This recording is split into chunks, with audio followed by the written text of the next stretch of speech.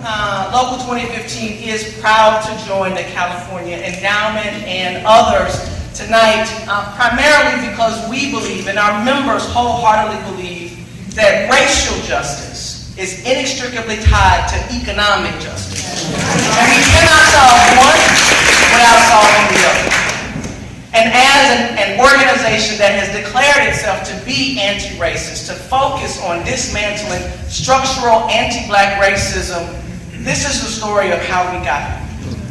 This is the story of how we got here. And so we're proud to be having this right here in our community. Not having to go to other communities, but right here in our hood, where we can actually hear our story, learn about our pathway, and create a new pathway for our children and grandchildren. Tonight, we're not only going to get a viewing of the documentary 13, right after, you are going to be privileged to an incredible discussion. It is going to be moderated by our very own Areva Martin, who is in the house, America's advocate. Also joining her on the panel is Dr. Melina Abdullah, who we all know. Joining them is Brother Nipsey Hussle. We know all heard music and his contribution. There is also going to be a voice that we are all familiar with. Sister Cynthia McClain is going to be a teacher, and of course, one of the incredible activists and artists and culture builders of our time, Sister Ava DuVernay. So don't leave when you see the credits roll. You are going to be in store for an incredibly powerful conversation. I'm going to move and get out of the way and let us get into our learning and our experience together. Thank you again for coming out. And here we go with 13. Good evening, everyone. My name is Areva Martin, and we are about to begin our panel, so I'm going to bring out our panelists.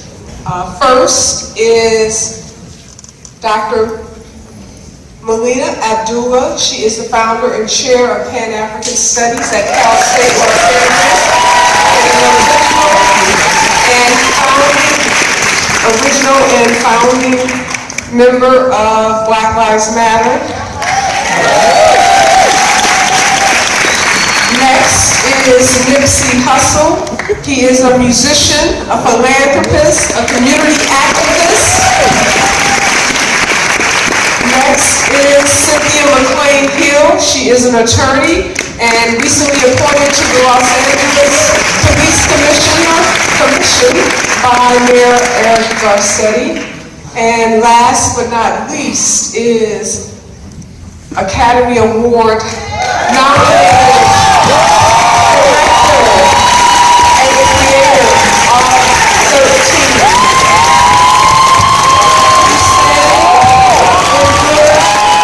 Ava DuVernay, a round of applause.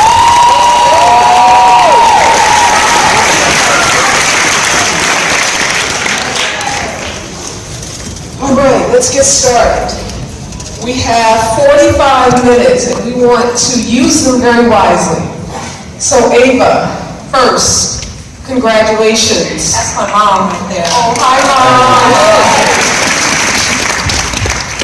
Thank you. Congratulations. We can't say enough about how proud all of us are in this room on your recent nomination for this amazing film.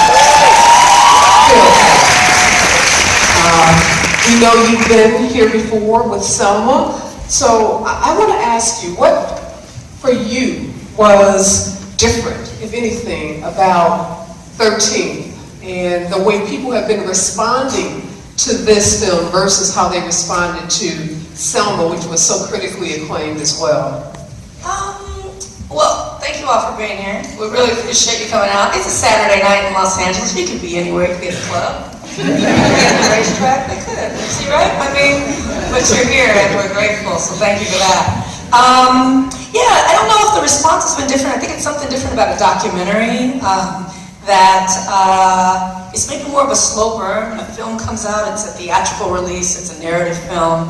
you see all the billboards and you see all the commercials, and then it opens, like Hidden Figures or Offenses, it opens. This documentary's been more of a discovery.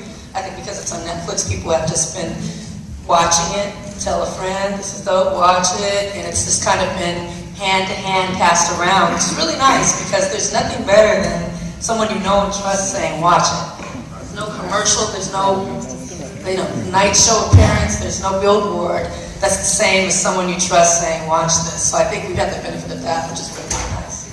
Okay, the other thing that struck me, and Melina was a part of a piece in the film where you talked about the powerful image of Emmett Till and his death, and how his mother's courage to have his open casket, and how that was portrayed to the entire world through that Jet magazine piece. I'm going to ask you a question, Melina, but first, Ava, I want to ask you, is there an image in 13 like that Emmett Till image? People said that image was the catalyst for the civil rights movement in many ways. Do you think there's an image in 13 that could be that catalyst for some kind of catalytic change to happen today, similar to what we saw around the civil rights movement time with that Emmett Till image? I believe we're in the middle of catalytic change. We've been, a lot of folks talked about the Black Lives Matter movement. That was like 2 years, 3 years. How long does the moment last? How long does the moment last before it's a movement that is real and that has created change?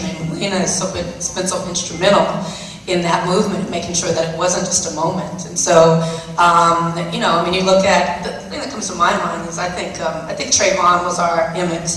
In terms of a real activation around, an outrage that instigated action.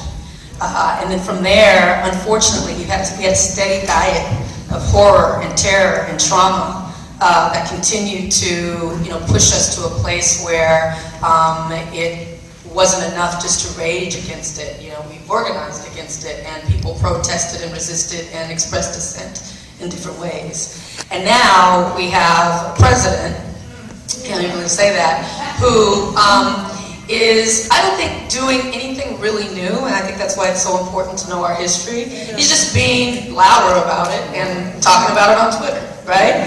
I'm looking at CNN, fortunately, before I left. What else are you gonna watch? You got no options. You gotta do CNN, or you gotta do, it's a handful of them, but you try to discern what they're saying and what you're seeing and to really cut through that. They're stopping people at the airports. People who are in mid-air when the ban happens, landing and unable to, with a green card. With a green card, can't get in. And, this has happened before. It's important for us to look at Japanese internment camps and try to figure out, how did we get to the point where people were being interned?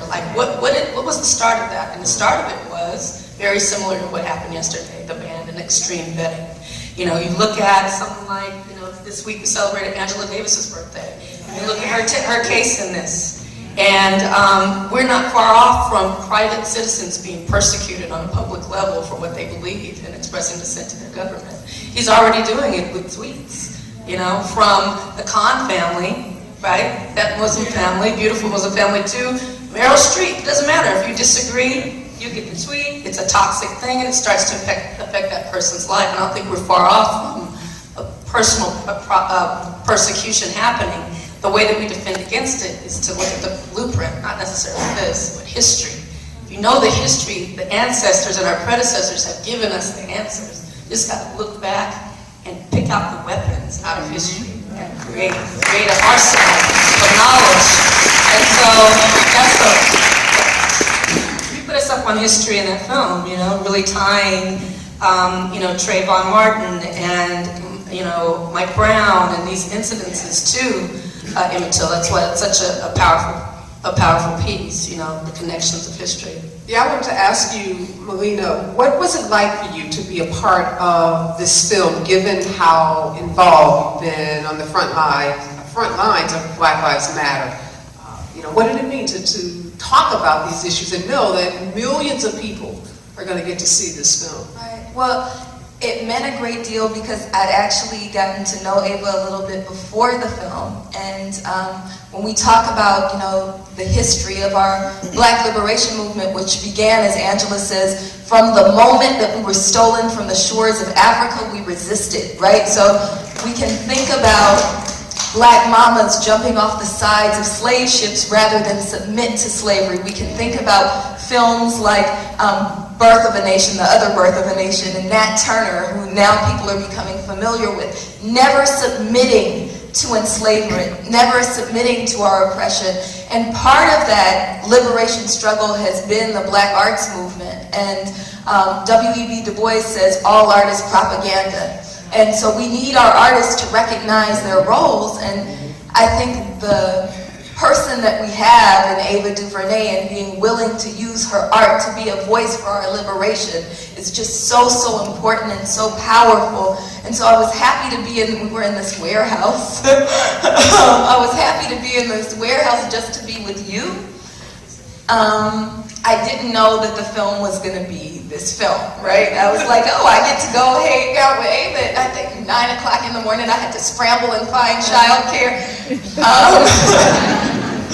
It was great, though, just to spend time with you and then watch this piece come together and absolutely be a testament to Black artists like Amiri Baraka and Sonia Sanchez and so many people who've walked before you who used their art for liberation. I'm very appreciative that I could be included, and hopefully through me, we have lots of Black Lives Matter organizers, Sister Michelle, I see King, I see Alonzo. All of y'all BLM folks, can y'all just yell or something? You're good at that. So I'm very thankful to have been there and hopefully been a representative for a movement that, like you said in the film, we don't have an address for, but there's tens of thousands of us who decided that it's a part of our duty to struggle for the freedom of our people. Talking about artists, I want to bring you in now into this conversation. You and I had opportunity to talk before the film, and I asked you a question. You gave me this really, this answer that really struck a chord with me. I asked you about how African-American young people, millennials, were responding to this whole issue of mass incarceration. And you said to me that if you're a young Black or Latino male, going to jail is just part of what you expect to happen in your life. And that really resonated with me. So when you look at a film like this whole concept of mass incarceration, given that reality, what do you say to millennials? What do I say? What do you say? Other than that song that I told you I like. Right. I mean, I think that it's more of a listening thing than what do I say. I think that the film gave like a vocabulary to something we felt as young people.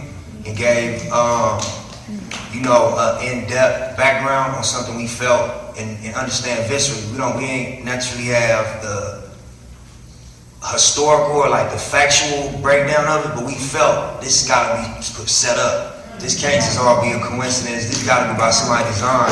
That shit just feels stuff feel like it's just. I have grabbed that song that I like. Be careful. She talking about this record called "Fuck Donald Trump." She wanted me to say all that stuff. Yeah, but I feel like, you know, the film connects dots and connects. You know, you might have an understanding of like. One of the issues, which was like the decades and the increase of incarceration through all of the decades, but to see that there was like lobbyists and a group like ALEC and then the political side of it, I think that for me it just gives me more confidence in being, what's the word? I think just to be, you don't want to, I think everybody got like a stigma on being a conspiracy theorist or being like, you know, one of them dudes just watch a YouTube clip and start preaching. But I think that everybody that, especially from our generation, has encountered or felt it or dealt with it. So to watch the film, like I said, I think it gives vocabulary to something that we already felt but didn't necessarily know how to express it or understand why it was feeling like I felt. Now, sitting next to you is the newest member of the Los Angeles Police Commission, Cynthia, also a very prominent attorney. And Los Angeles, and Cynthia representing through the lenses, because I don't know if you're representing the police commission as you sit here, but through the lenses of a commissioner, what is it you want us to know about this film? Yeah, that's interesting, because when you think about how I wound up on the police commission, it's through my 20, 30 plus years of work in the political system. And so when I see the film, it just underscores how critically important it is for us to see these issues not just at one level, not just as a level of combat with police in the street, but to understand it from the perspective of government and how it works and who it benefits, and all the players in the system, and to be able to identify and call out the corporations, to call out the elected officials, to call out the lawyers and the cops. But to know that we've all got a role to play, and we've all got to stand up wherever we are, because we're either contributing to it or we're standing against it. So from my perspective, that was one of the big takeaways. The other piece is the degree to which, and Melina's right, there's so much power in the hands of artists, and we need them badly, whether they are rappers or filmmakers, because a huge piece of this propaganda that we're confronted with all the time is what rolls up into the law. They make us believe that we need to be afraid of each other. They make us believe that we are predators in our communities. And then I remember when those laws were being passed and how many people who look like us were advocating for them and embracing them, not because we hate each other, but because we don't know. And so raising consciousness within our own community and raising the consciousness of those who would be our friends outside of our community, it's critical for us to solve the problem. So from my vantage point, this is one of the most meaningful pieces of film that I've seen in a very, very, very long time. And we need to show it everywhere to everybody and watch it over and over and over and over again. Ava, I'm going to go back to you. So you're a filmmaker. So you are a part of the apparatus in this country that helps shape the images that we see. You did that for us in Selma. You gave us those beautiful images of Dr. King and the civil rights leaders in that movie who were fighting for the civil rights bill and legislation. And you've done it in this film. How does a filmmaker help change the narrative that African American men are criminals, that image that Cynthia just talked about? How can your colleagues and people with power, like the power that you have, start to change that narrative? Well, I see a lot of people in the audience who I know who are doing great work in the industry. Gil Robertson from the African American Film Critics Association is here, and this event is being put on by Blackwood Alliance, which is a new organization that I think could be really powerful. It's creating dialogue like this and spaces for dialogue around films that come out of the Hollywood industry and connecting it with actual community. So often we, the industry people, have our premieres and our screenings up there and over there, and never, even if it's populated or made by Black and brown people or women, never really gets to actual community forums like this, as well put together like this, where there's robust dialogue after. There might be a quick screening at the Magic Johnson Theater, and then they get in the car and they leave, but to actually have robust conversation and dialogue about it is something that I think is really missing. So I thank you, Blackwood Alliance, especially Nick May, who put this together. And I'm not just saying that because he's my brother. Like my real brother, not my brother. Like, there's our mama right there, brother. So thanks, Nikki. But he really put this together because he observed the work that I do and really was interested in there being an intersection between that work and the community that he's working in and organizing in. And so I think those connections are important. But even more than that, it's not about what Hollywood can do. It's what the audience of these films demand of Hollywood. It's what we, the people, all they care about is dollars. And so that's different from what artists care about. The industry, the apparatus, as you call it, cares about box office. They care about Blu-ray. They care about streaming. They care about will audiences show up. So it's important for us to show up for the things that we care about and to voice our dissent about things that we dislike. And so often we, I don't know, I think I put some of it on our industry in terms of having to teach, correct, and demand the kinds of images that we want to see from that apparatus, because all they respond to is this, right? And so it's important for us to get involved in the storytelling as audiences and to understand the power of the audience. You know, it's not just all about the artist's whim, and it's not also just about the distributor putting it out. It's the audience, what they say, how they vibrate, what they respond to, and what they show up for again and again that gets made again and again. And so it's really important to do that, and it's really important to support independent artists as well, because we've shown up for many films and didn't get another one for another 5 years, right? Every time a black film does well, it makes front page news in the industry trades, like, wow, look at those hidden figures. Look at, you know, for whatever you think about hidden figures, the bottom line is the industry didn't think it was going to do anything because it was about 4 black women. And so the fact that it doubles its numbers and it knocks Star Wars off the #1 spot and it does all of these things, they look at it every single time like, how did that happen? But they don't remember the First Best Man. They don't remember Love Jones. They don't remember, like, it happens every time.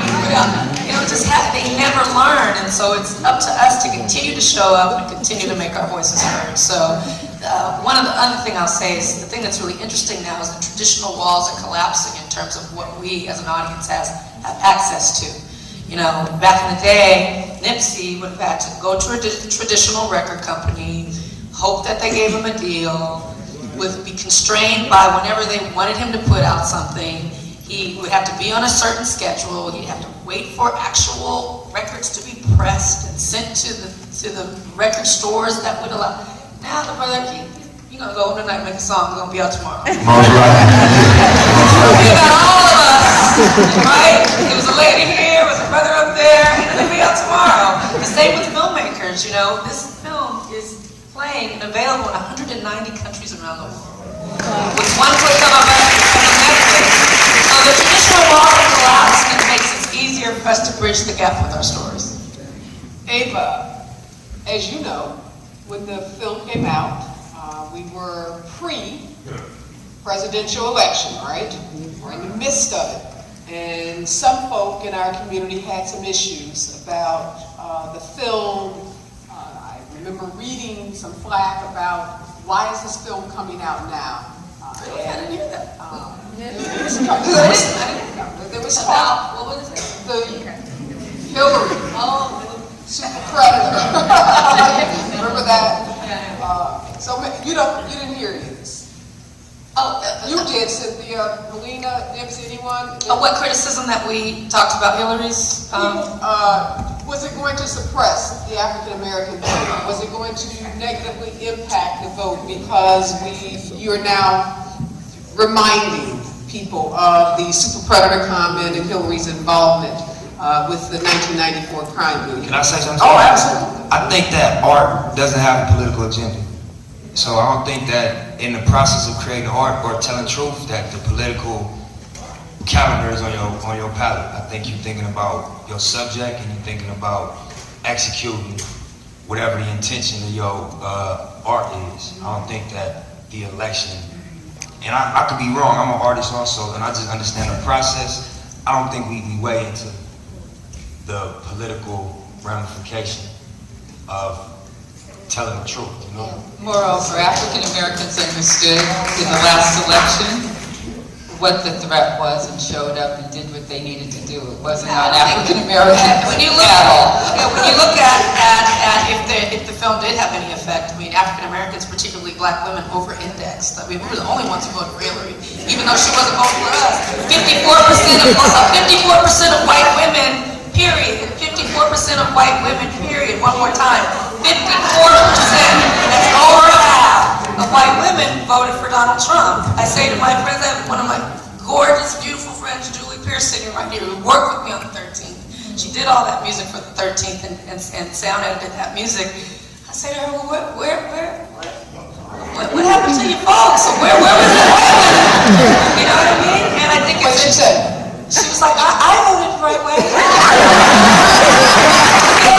You know, think for yourself. But I think ultimately black people did come out and black women did come out, and part of the political process was for us to be able to hold our politicians accountable, which is what I wanted for anyone that was going to vote for Hillary. Make sure that we were holding her accountable for what she did and said and how she changed. She came out, she apologized. She said that time in her history was the bedrock of her new policies going forward, but no one heard that part. They only wanted to stay on, she said, super predator one time. Nobody wanted to hear what she said in reverse. Now, I think our choices were very limited. You had this, and you had, I mean, what are you going to do? But black folks chose overwhelmingly, with numbers and there's proof for it, the lesser of the two. And whether you know, the lesser of the two, in terms of, you know, who was really an advocate for African American community from start to finish, neither of them, in a robust, meaningful, deeply integrated way, were always for it. They both had said things at different times that were against and worked against our very humanity. One was trying to correct it, and one was trying to continue with this very racist, oppressive agenda, and it was really clear, I think, in the doc, where one was heading and where the other was heading. I don't know much more I could have done than juxtapose Trump's rhetoric at his rallies with actual beatings and from the 60s, like that montage. It took every bit of my filmmaking, any power that you have as a filmmaker, to put that piece together, to try to say, one month before the election, look at this, please just look at it. Nothing she could have said compared to what that was. And yet, you know, it still wasn't enough. Ultimately, there was nothing that I was going to do that was going to change it. But I think that telling the truth as I know it is something that you have to do regardless. And so that was my quest. And sorry. You know what? Oh, thank you for that.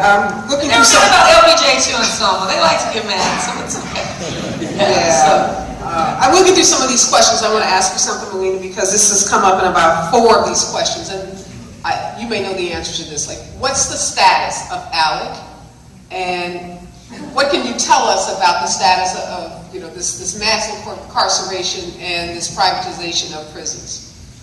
Okay, so ALEC, one of the things that's pointed to in the film is a lot of the corporate sponsors for ALEC's pulled out, but it's taking new forms. So let's not pretend like because, you know, Walmart is no longer a part of ALEC, that there is no more ALEC. There is, it's just morphing into new forms. When we talk about the prison industrial complex, one of the things we need to think about, and I think it kind of feeds into some of what Ava is saying, is when Du Bois said all art is propaganda, he didn't say that it should be propaganda for those who already have power, right? If we are really about black liberation, art should be propaganda for the liberation of black people, right? And what that means is Ava shouldn't have to tailor a film around the Hillary Clinton campaign. That's absolutely ridiculous, and it's counter to this notion that we should be about the liberation of black people, right? And so I love that the film tells the truth. I love that the film points to all of these things, all of these dots, like you said, that need to be connected. I think that when we think about mass incarceration in this moment, how the film begins by talking about slavery and talking about the 13th Amendment and being very intentional about saying that the 13th Amendment and the structure of prisons in this country was also intentional, and then goes around, kind of traces history, and then ends with the Black Lives Matter moment, the piece of the Black liberation movement, I think it's really kind of telling about where we are. So we need to understand that the over-criminalization, the mass criminalization of Black people is directly connected with the murder of our folks at the hands of the police, right? So I want to just, she's on my spirit right now, I want to lift up the name of Waukesha Wilson, who many folks know was killed on Easter Sunday last year in LAPD Metro Detention Center, arrested for a very, very minor crime, for an altercation, right?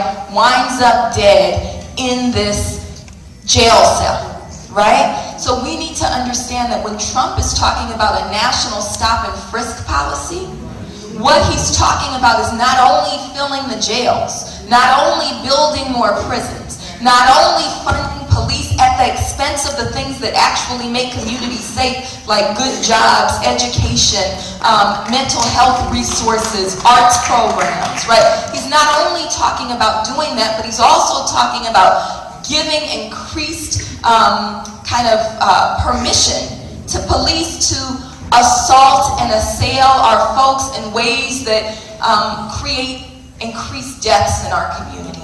So we need to remember that and remember the lesson from history that we've always resisted, and when we resist, we win. So this is a call for all of y'all, right? What are we doing? And that's the other relationship between art and the people, right? Toni Morrison said it should be a relationship between art and the people. So Tuesday, Waukesha Wilson is on the agenda for LA Police Commission. All of y'all, 750,000 people came out for a women's march. If 1% of that number came out for Waukesha Wilson on Tuesday morning, 8:30 at 100 West 1st Street, we may have many people there for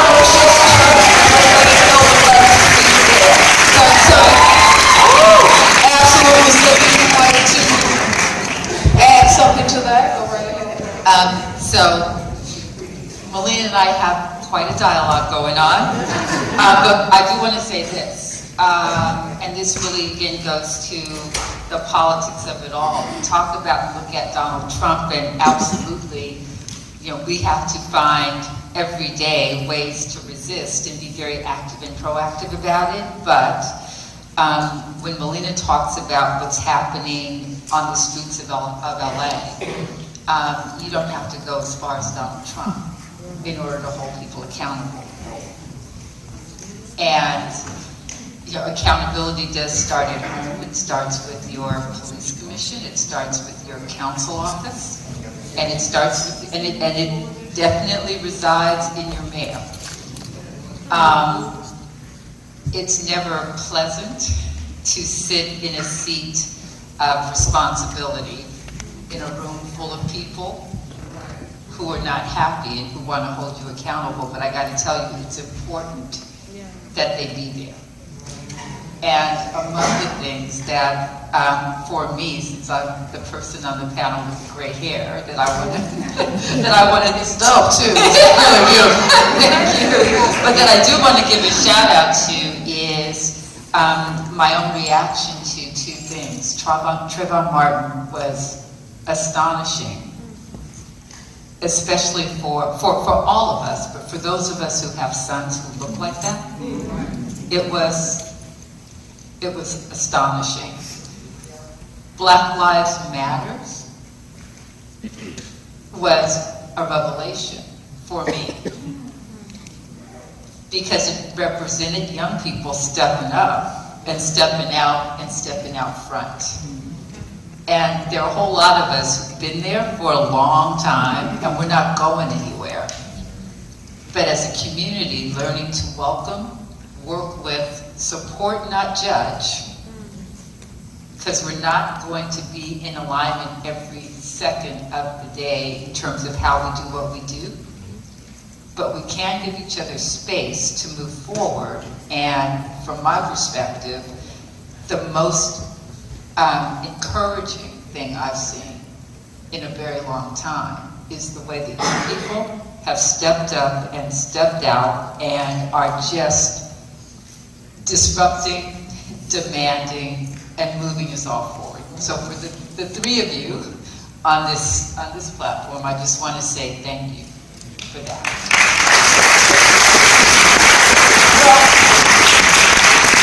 We're coming to a close of our panel, and I just want to, Do you mind if I ask one question? I'm going to give you all an opportunity to say something, but absolutely. I just wanted to ask a question of you, brother. I wanted to know, do you feel that Black people in Los Angeles, you live here? Yeah, I was born and raised in LA. Born and raised in I'm LA? Crenshaw and Slauson. Okay. I know you from Compton, I just know mine in. Specificity, this is my in terms of like some of the organizing at Melina and Black Lives Matter, BLM folks here in town, I feel like now sometimes there's a disconnect between kind of young Black people in town in large numbers being activated around protest, dissent, and organizing when there's not an actual kind of like a flashpoint event that we get really, like we react against. Right. Like in the way that we would see, you know, Panthers organizing or civil rights organizing that would happen from my studies, very consistent and happen in between kind of the things that cause reaction, the long tail. Just ideas about why isn't there that full integration? Maybe there is, I don't know if you see, but how do you, from your point of view, get larger numbers of young Black people interested in the organizing work as opposed to kind of showing up at certain I think, and this is my opinion, but I feel like to impact our generation, and I use an example when I talk to my peers, you know, it was a time when baggy clothes was the thing. You know, it was a time when tattoos on your face was for real level 4 prison inmates. That's it. But I feel like what happened was culture got affected through music and through art, like she was saying. That's the best form of propaganda, because after key rappers start wearing tight clothes, and I'm gonna speak just open, you will get called out of your name for wearing tight clothes, for wearing your pants that actually fit. But once it became culture, it took, you know, a couple months, and everybody switched their wardrobe, because that's what the girls was gravitating to. You really couldn't catch it. That's why those pants you have on are so tight. I wear a size 32 in real life. I used to wear like a size 40, just, you know. Yeah. So truthfully, I feel like to impact any type of change, I saw that happen in my generation. I guess we thought we just liked baggy clothes, but we didn't. That was just our culture. Yeah. So when it became clothes that fit, we all adjusted. And everybody was late or early or right in the middle. But even when people come home from jail, they've been gone for 10 years, we make jokes like, bro, I'll give you 2 months. Them clothes gonna fit, yeah. Y'all niggas wearing these tight ass clothes, bro. Give you 2 months, bro. You see me 2 months, and they got they stuff fit. So I feel like, I think that the rappers, the content creators, we are actually in the most powerful position. Because like you said, it's democratized. There's no barriers, there's no walls. You know, this is like a mainstream release, and it's talking about things that you probably wouldn't be able to be so freely to touch on if it was through a movie, traditional movie house, or, you know, one of the like industries that's still controlled by the gatekeepers.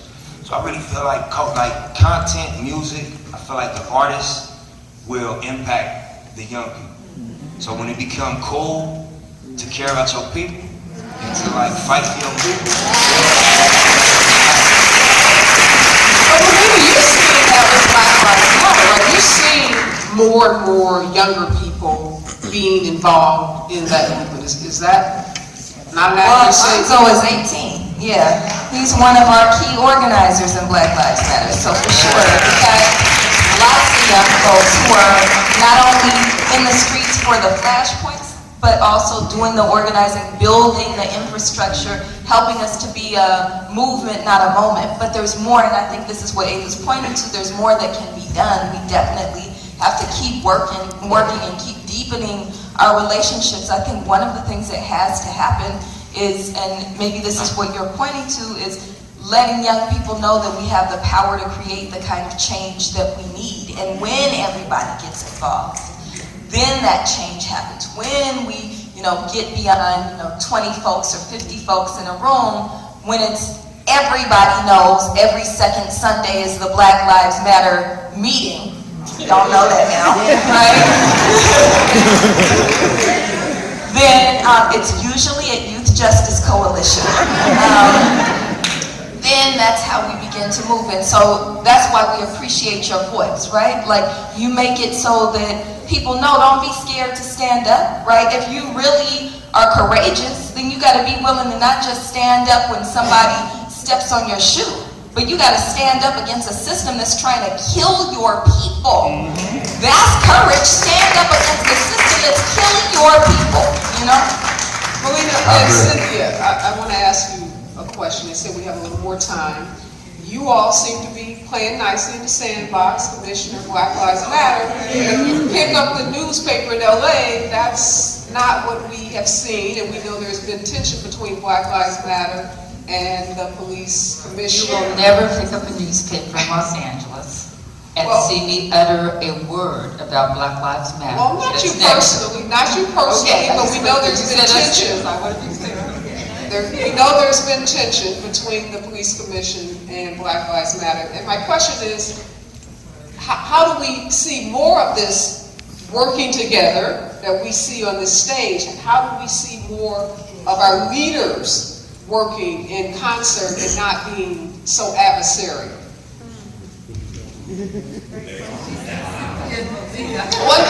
Can I respond to that? Sure. And then, I just want to make a point. Just recently, probably like 5 days ago, I got a few businesses on Crenshaw and Slauson in the actual strip mall right there. And I wasn't bragging, though. I was about to make a point. You can do some commercials. Melina's been doing it all night, so you can do your commercials. Nah, That's what we need. That's what we need. That's right. Yeah. More solid. Yeah, that's right. No question. Yeah. So. For more money, start confronting more people, because all the people with the money, y'all Right. got the bread. Right. So put it together like you doing with Sloss and Crenshaw. Absolutely. Make these solid. We need solid physical results. Right. It's time for our voice and our protest to match the physical work. We Right. can't just be marching and then go home and nobody putting together no money to buy nothing. And, you know what I'm saying? Like, the population of Los Angeles is 4.7 million white, 4.2 Latino, and 800,000 black. A black man can't rent a room nowhere. Right. I can't rent a room because none of my people don't own no fucking home. Real shit. Real shit. Now, that's a good point you made.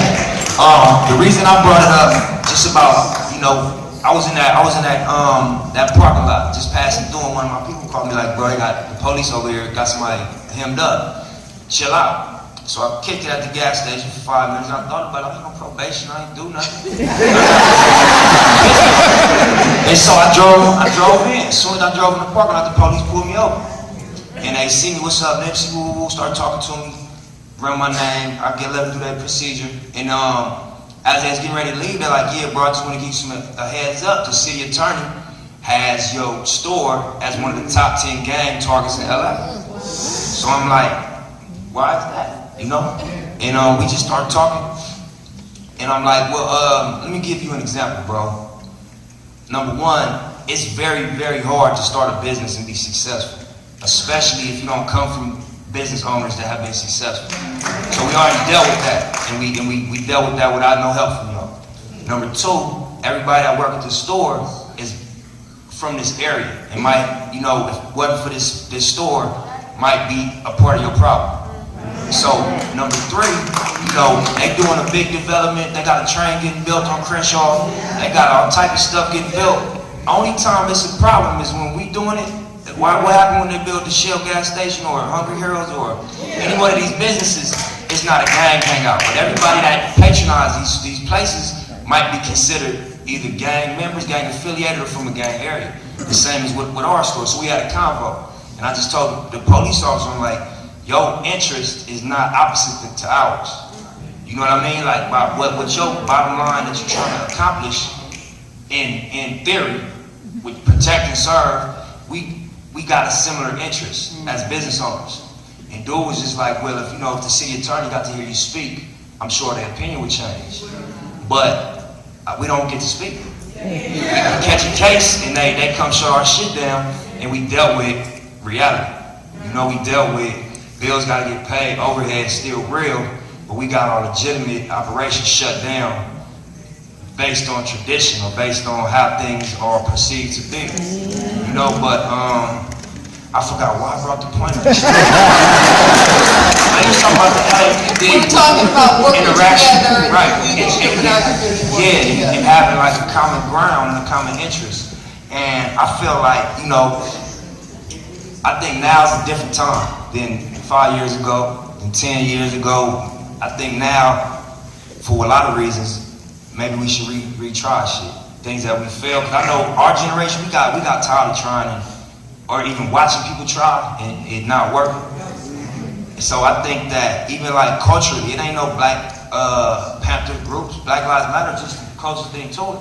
That used to be like a young person's outlet with their frustration. They're gonna be a part of the Black Panthers. They're gonna be a part of an organization. You got gangs. Niggas just gangbang as a resort of saying fuck it. When you get tired of just trying to do right and being, weighed down or feeling the gravity of like an uphill battle just to do right, people say fuck it. But what are you saying to those young people that want to give up and aren't doing what you're doing, starting businesses, trying to be productive in the community? What are you saying to them? And what, more importantly, what are you saying that they're listening to? I mean, I think that my demonstration don't speak louder than my conversation, always. So I think that what I would like to represent would be, I think that young people have like a challenge. I don't want to be long-winded, nigga, my bad. But I think that young people got like a catch-22. Because I feel like as young, especially men, it's like a masculinity thing. And then as just trying to survive, it's like a make a smart decision thing. And I think a lot of people caught in between the two, to where, it's like an insecurity of a young dude growing up, that you make decisions from the basis of being insecure in your manhood, and you get whooped, you get the book through at you. You might not make it back from the decisions you make as a young person. So I think, like I said, I think that the demonstration don't speak louder than anything you can say. But what I tell my young people off the record in the area I grew up in, that traditionally I would be telling these niggas to get put on the hood and go to the back of the building and fight. My new rhetoric, or the message I give them is like, I talk to them like they was my son. Like what I would tell my son. I wouldn't tell my son to go be a reputable gang member because it's glorious. I would tell my son advice like I want him to win. So I feel like talking to the young people,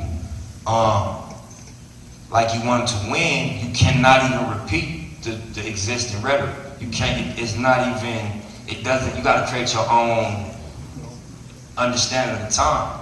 And in my personal case, it's just being like, it was in the film, it's about money, it's economic. If you ain't got no money, your opinions aren't empowered. So we can have all the opinions and the ideas, but without no money, they're not empowered. So I think like, my thing for my young people is like, it's a lot of entry level categories. Film is one, I think, music is one, where if you don't have no family, you don't have no access, you can, it's entry level now. You can buy your laptop for $1,000 and attack it and start something. So I feel like just empowering the ideas economically is the quickest for me, even in my experience, I always had a political opinion. I always had some type of like understanding just based on who my mom is. My mom raised me to read and stuff. But until I had a voice and until I had, a reputation as a successful artist, nobody cares about your opinion. It means nothing. And then also, people look at your car you pulling up in, or your, where you living at, and your economic status, and judge your philosophy based on how far it's taken. So when you're not economically where people want to be, they're like, well, I'm trying to get rich, bro. So I hear you, but I'm trying to get the check. So I don't know if I answered your question. You did. You did. Thank you, Nipsey.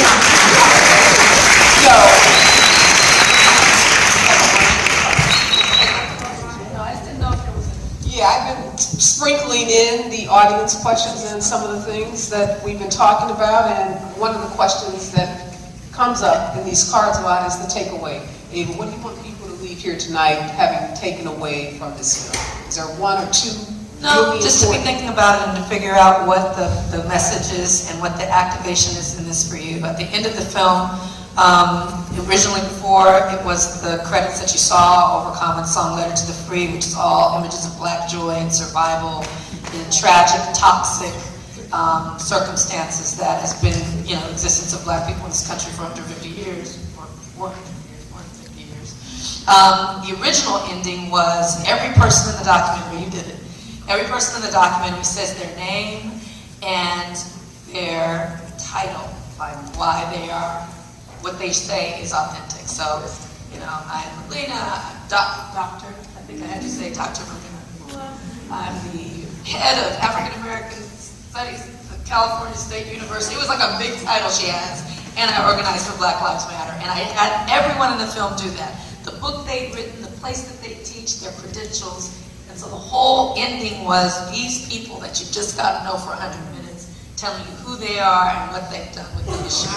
And it gave a sense at the end that we were all off the hook because there's smart people dealing with it. So at the end, when you watched the whole thing and then you saw people like Melina, all these smart people saying, this is my name and this is what I do. When I watched it, I was like, oh, they're going to take care of it, right? They're not going to take care of it, it's for us to take care of it. So I scrapped that ending, put on a new ending, so you leave feeling like, what do I do? What is the answer? And it's not for me to tell you, it's not for this movie to tell you. It's for you to figure out what knowledge this gave you. Is that going to turn into a belief system? Is that belief system going to turn into behavior? Are you going to behave differently? Are you going to demand things differently? Are you going to be insecure? That's what it is. And again, I can't tell you. Some people see it and get upset about Alec and want to organize against Alec. Some people see it and want to know more about history. Some people want to go to Black Lives Matter meetings every other week. Some people, all the different things you want to do. I saw someone said, I just feel for the mothers. Those mothers, the mothers that you talk about. I want to reach out to the mothers. Other people talking about wanting to know more about private prisons. Someone else wrote me and said, I want to know what not to buy. Like, tell me what not to buy. Just let me figure it out. I said, you research it. You go on and find out what not to buy. And so whatever little thing in here moves your spirit, hopefully something moved you enough to say, I'm going to walk out here and do something differently that contributes to a solution, because this is not a one-answer problem. It's a deeply layered, systemic, generations-old, insidious disease that is not going to be fixed with Band-Aids and needs surgery. So what part will you play?